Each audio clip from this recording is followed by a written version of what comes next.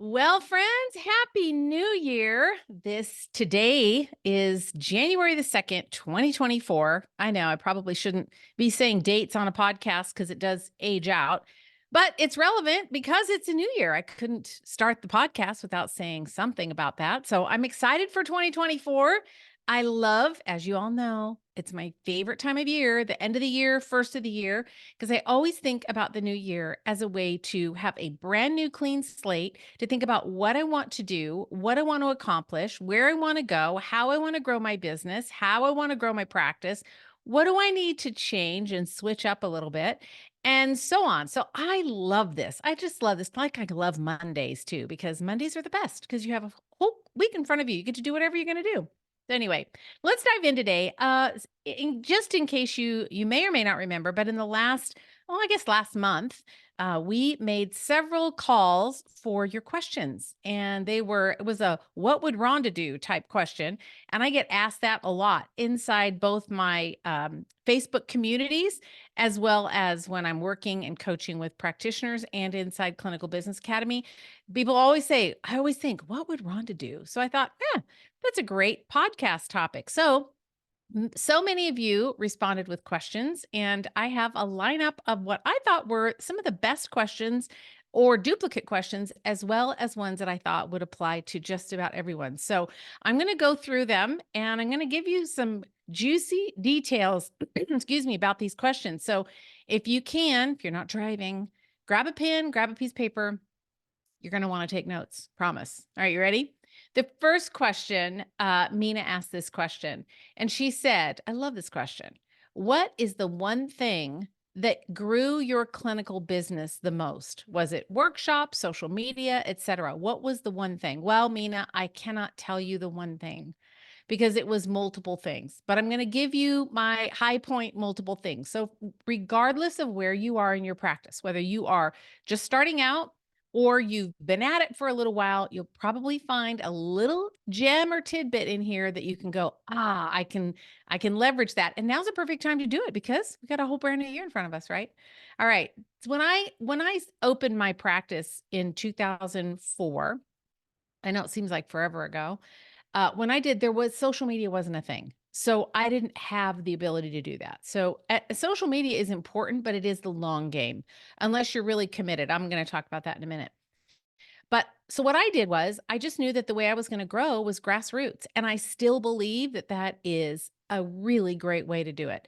Not only when you grow it grassroots by making connections with people, networking, you start to build friends, you make relationships, and then those people are great sources of referrals.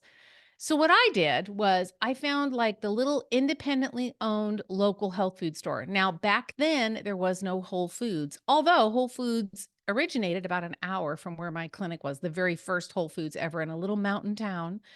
But at that time we didn't have any of that. All of the health food stores were independently owned. So I went to the health food stores. I spoke for church groups, MOPS groups, which is called Mothers of Preschoolers. I taught for them. I taught for some like ADHD. I was a frequent speaker there because I knew that I could use herbs to help quiet the mind. And I talked about with those kids, I talked about the importance of diet and what's happening in their gut, and I talked about like managing anxiety and that, stress response that gets them to act out and react and not be able to calm and settle. So that was a great place for me for referrals. I got a lot of families that way. I taught in schools. I actually taught nutrition in kindergarten. And what I did was every time I went, wanted to learn a little bit about my audience. So it was made it easier for me to make content that was more relevant for them. So I wouldn't go to an ADHD group and talk about menopause, right? I would be tailoring my content to that specific group. So like for moms, when I was dealing with kindergarten, teaching in kindergarten, talking to moms, I went hard in on like how to feed picky eaters, how to deal with bedwetting, what does it mean when your kids are grinding their teeth or pulling out their eyebrows? What are signs that indicate digestive issues? How do you know if your kids have food allergies? What are the things to look for in behavior and also what's happening outside, like, chicken skin or whatever it might have been? I talked about that. Like when I went to the health food store, I kind of found out like who were the type of people that normally come. And then I would pick a theme or a topic that I wanted to talk about. And in that situation, I did choose supplements at the health food store that I was willing to recommend. Most of them were junky, but I didn't ever give them all the information. I held a few back and said, well, there's a couple more. Those you have to get from a licensed practitioner, which would be me, of course. When I was talking about ADHD, obviously I talked about concentration, improving memory and focus and all those things.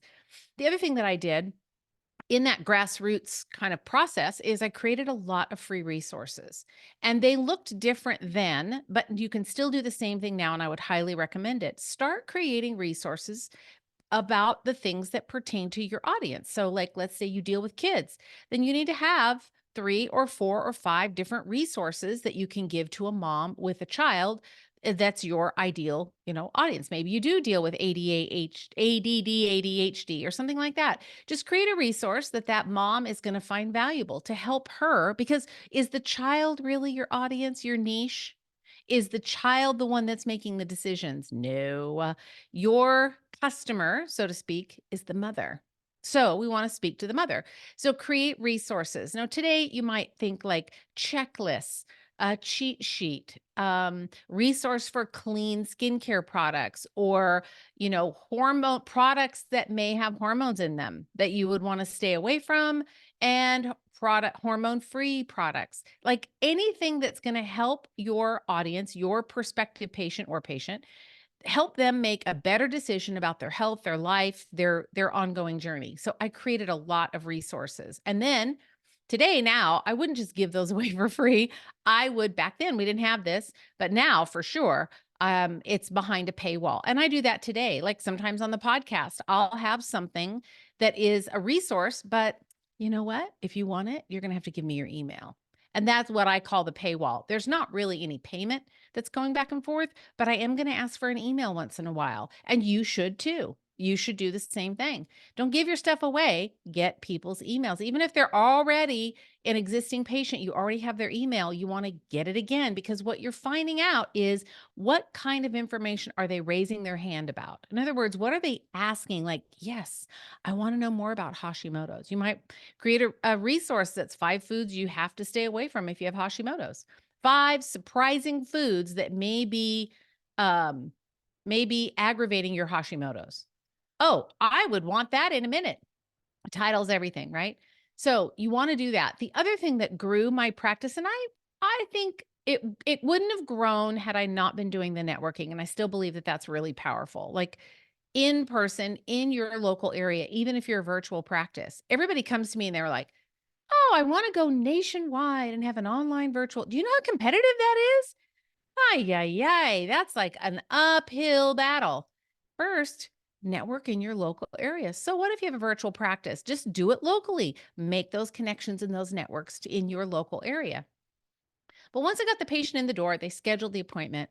From the moment that they first scheduled, I made sure to deliver what I call the wow factor. I'm going to give you my wow factor. I'm going to give you what I did and also what I would do now, what I'm doing now. Number one is when I had a new patient come into my office and I had a brick and mortar. When I had them come in, we sat down with them. I did all my things, sent them out. They went home with their tests or supplements or whatever. And at the end of that day, they didn't expect this, but at the end of the day, I called them at about 6 or 6:30 was when the hour was. I would call. And if I didn't get them, I'd leave a message. But I would call and just say, "Hey, this is Dr. Ronda. I just wanted to follow up with you really fast, make sure you didn't have any questions. I know we had a lot of information today. We covered a lot. We talked about a lot. And I know it can be a little overwhelming, but I just wanted to call, make sure you're doing all right, and see if you have any questions." I'm telling you, I cannot tell you how many people were so moved and like, "Oh my gosh, she actually called me." Well, then I took it a step further. My office manager would take a note card and she would pre-address the envelope for that patient. And the day after the appointment, I would write something in the note card. Sometimes I'd write it the same day, but it would get mailed the day after, which means it didn't arrive at the patient's house until 2 or 3 days later. So now I have 2 touch points after the appointment. One, I called them. 2, they got a handwritten note in the mail. Do you know how much more impactful a handwritten note is than just an email? Significantly more impactful. It's memorable. It's what I call the wow experience. And then I made sure I always had food in the office. Yeah. Back then, I had nuts. Now, you may not want to do that because there's more and more nut allergies. I didn't have any peanuts, but I just made like a little trail mix, sans the chocolate chips, but it was like dried fruit sweetened with, fruit juice and nuts. And we always had water or tea. People would stop by in the middle of the day and say, "Hey, I'm hungry. I just wanted to stop by and say hi and grab a cup of nuts." I'm like, "Sure, come on in." Those were the people that were the best referrers. So if you have a brick and mortar, what can you do to make them want to be at your office? They want to be in relationship with you. They want to be there. Those are the people that refer all the time. If you have a virtual practice, you can create the same thing. You can create it by checking in, giving resources. You can do, an online, like a meet and greet kind of a deal, like a lunch and learn once a month, where you're just doing it by video and you invite all your patients to come and ask you all the questions that they want. You can still create that same experience. And then the last thing is I asked for referrals. I asked for them because I was growing. I needed to grow. There was no time to mess around. So I would say when I had a happy patient, those, I call them A patients. I grade patients A, B, and C.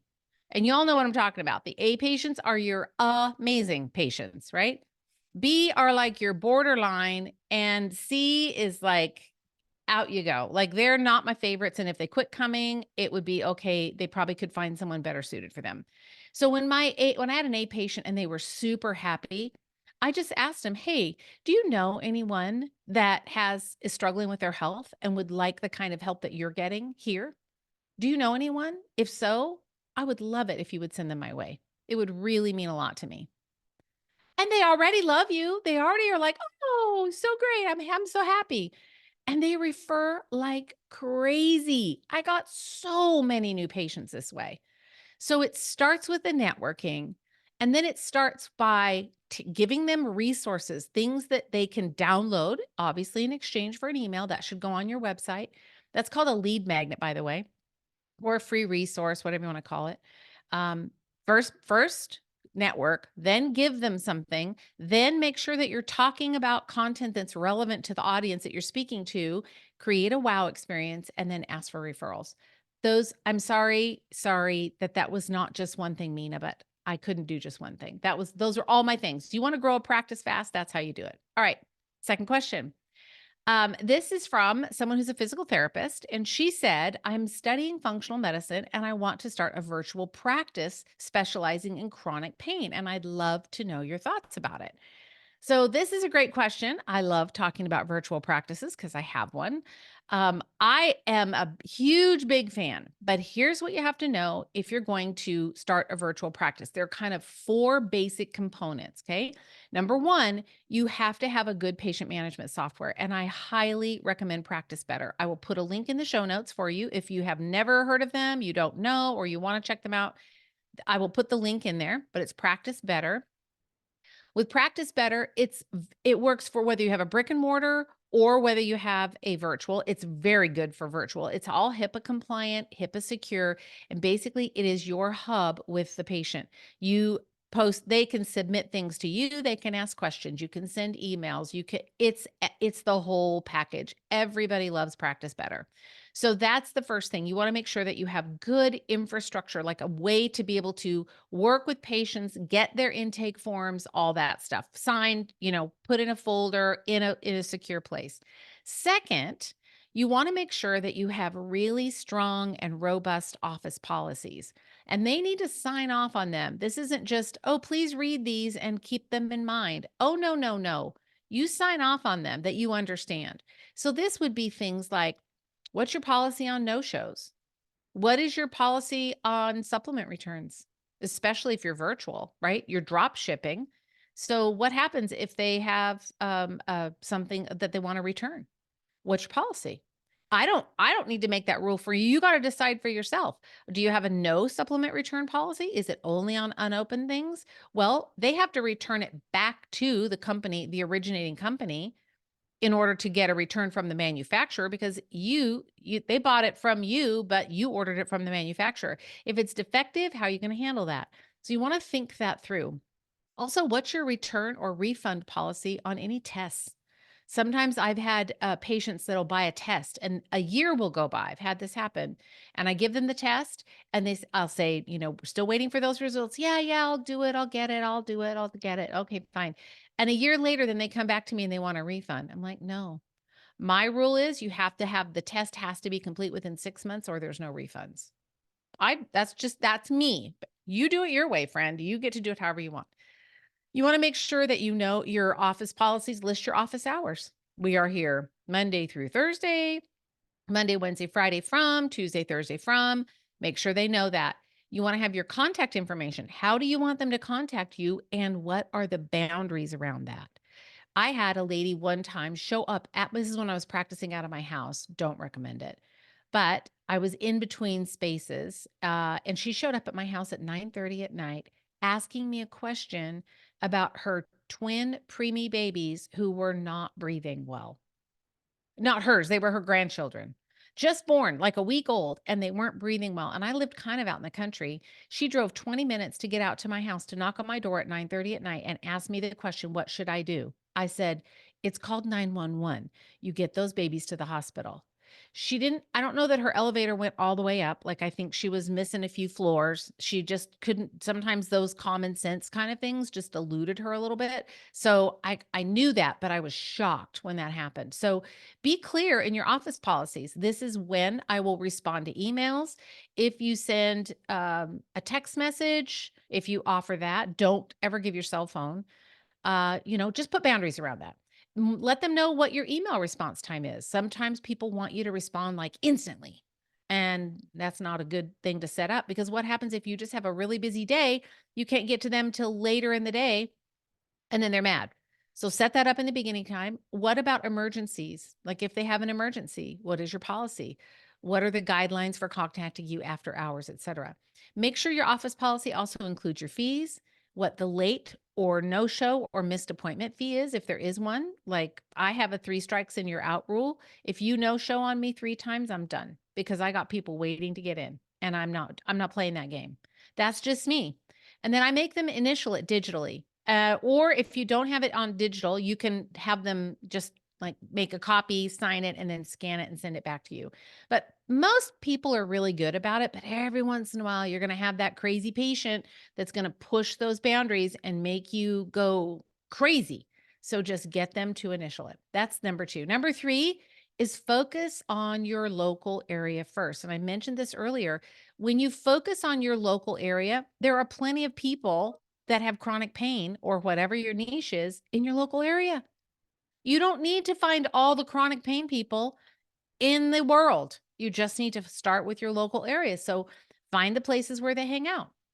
Who else has those patients? Who else? Where do they hang out online? What about on social media? Are there groups that they're in? Is there a group in your town for chronic pain? Is there, are they looking at CBD for pain? Are they looking at, I don't know, you have to kind of figure it out for whatever your niche is. But in this case, you want to find where they are, who has your audience. In other words, obviously the pain management doctor has your audience, but who else? Where else do they go? Where do they frequent? What kinds of foods do they buy, et cetera? And then see if you can go talk and teach in those areas. Another thing you can do is create a free resource and position yourself as the expert in chronic pain. You have your own secret sauce. You know how to manage it herbally or naturally or whatever you're going to do.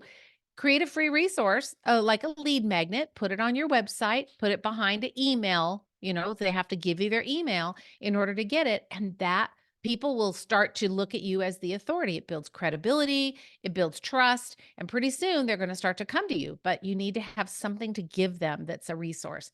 And then lastly, consider social media, but only if you can be consistent.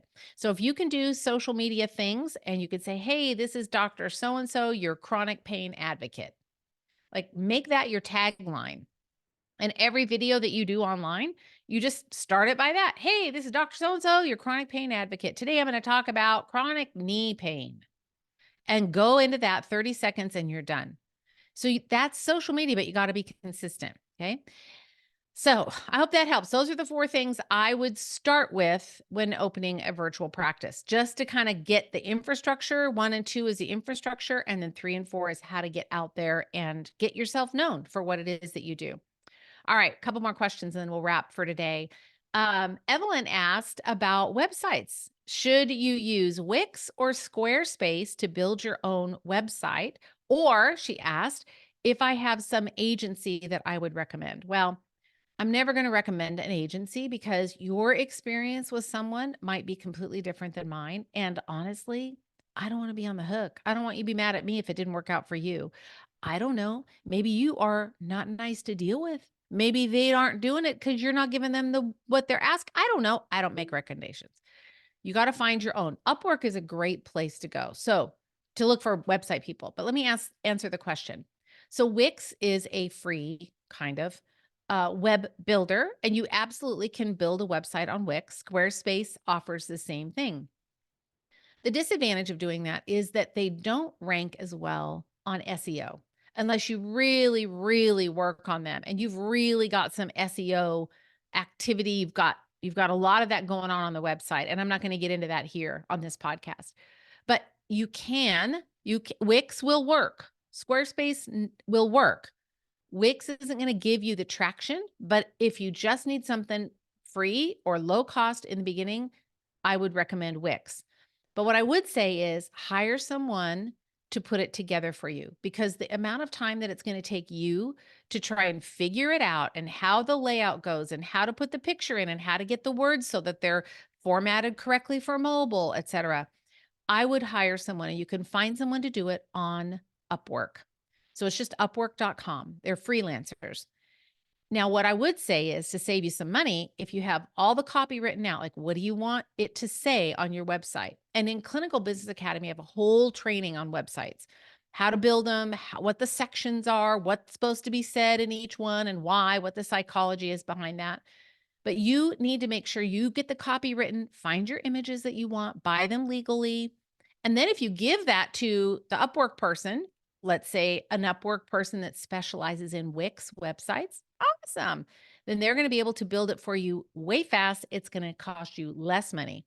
So that's what I would do. The best option, if you have about $2,500, is to hire someone to build you a WordPress site. But again, you're going to need to create the copy, find the pictures, and then hire somebody to put it together. So WordPress is kind of the gold standard as far as website platforms. So if you don't know what I'm talking about, think about WordPress or Wix or Squarespace as like the land, okay, like a piece of ground. And your website is like the house that's built on top of the ground. So you just have to decide what ground you want to build your website on. Do you want to build it on Wix real estate? Do you want to build it on Squarespace real estate? Both are less expensive. Or do you want to build it on a WordPress real estate? But if you go from Wix to Squarespace to WordPress, you have to rebuild it every time because it's different pieces of land. So pick your land and build it and then get going. So I would definitely hire out. I think it's worth the investment either way. But if finances are tight and you're not sure, I would get all the copy and pictures together, and then I would go to Upwork. And if you use Wix, let's say, then find someone who does Wix sites very well. And that'll allow you to get it done quickly, and that'll free up your time. Then you can start creating your free resources for your ideal audience, or, work on other aspects of your business, generating revenue by seeing more patients, etc. So that would be my suggestion. All right. Ooh, 2 more, but the last one's a really easy one. Here we go. This is the next question. How do you find reliable marketing agencies or market research companies that can help determine a niche? Oh my gosh, if I had $1 for every time a practitioner has said to me, I don't know my niche, I could be rich and retire by now, I tell you. But I will say this about this. Please do not hire a marketing agency. 98% of them will take your money and run. They are shady as all get out. It's hard to pick them out unless you know what questions to ask. And I would bet if you're listening, you've probably been burned by some marketing agency or company. And certainly there are situations where you go, it just wasn't a good fit for me, right? It just wasn't a good fit. Or, I didn't like because they didn't get back to me soon enough or whatever. And that's fine. Like you have a right to go wherever you're going to go. But most of the time, they are going to be shystery. So I would say don't do any kind of work with a marketing agency. However, let's think about how you're going to create this niche. First of all, no one can create it for you. That's the like if you think you're going to hire someone and then they're just going to magically help give you your niche, that doesn't work. You have to decide. So here's the way that I like to think about it. Your niche is based on your interest, your training, your personality, and your environment. So if you live in the, East Coast, in the upper East Coast, then if you were a Lyme specialist, that was your niche, perfect spot for that. But if you're in Southern California or Northern California, I'm from California, the West Coast, we don't see too much of it. So do you see how that's dependent on the environment where you live, right? So you have to pick something that you love to do. So think about it this way. I'm going to walk you through my steps. This is what I do with everybody. First thing, write down all the people you do not want to work with. I mean, period. Like, no way. So I know mine, I don't like working with weight loss. I just don't love it. I don't love working with like males and I don't like I'll work with males, but I don't like working with male athletes. Or any kind of athletic because it's not me. I am not athletic. I never have been and I never will be, and I don't want to be. I will exercise, but wouldn't consider myself an athlete. So it's a world I don't know anything about. You may say, I do not want to work with pediatrics. Okay, great. Write it down. You might say, I absolutely do not want anything to do with the thyroid. Fine, write it down.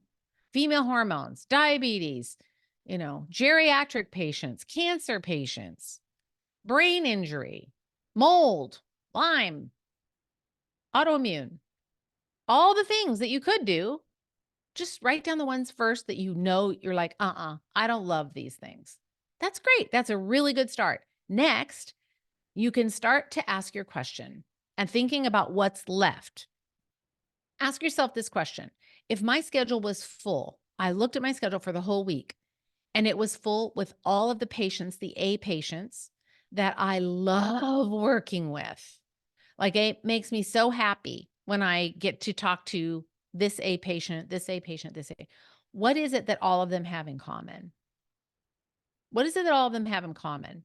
Are they all women? Okay. Well, then maybe that's part of your niche is women. Are they all dealing with fatigue? And you love like seeing them. It's a huge hit for you. You're like, yeah, we got your energy back.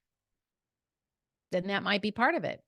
Are they women with thyroid issues? Are they women with skin conditions? Are they women with autoimmune? Are they women with digestive issues? Or maybe you have men and women and it seems that everybody's bloated and bloating is your thing. You just think about if I had a schedule that was full for a whole week and they were all A patients, what do all of those A patients have in common? There's your niche. It's right around in there somewhere. It's really easy. Start by what you don't want to do and then think about what would your schedule look like for the whole day and what would those patients all have in common? And it can be something super general like fatigue, helping mothers, postpartum moms get their energy back. It could be pretty specific like that, or it could be general, anxiety, even fatigue and anxiety. Help women overcome fatigue and anxiety so they can get their life back. Something like that. It's super general, but here's the thing. Once you get them in your office for fatigue and anxiety, let's just say, are they probably going to have digestive issues? Yes. Are you going to be able to fix those? Yes. They probably have some menstrual issues. Okay, you can fix that too. So people sometimes practitioners get confused thinking, oh my gosh, if I say I have a niche, then I can't work with anything else. No, no, no.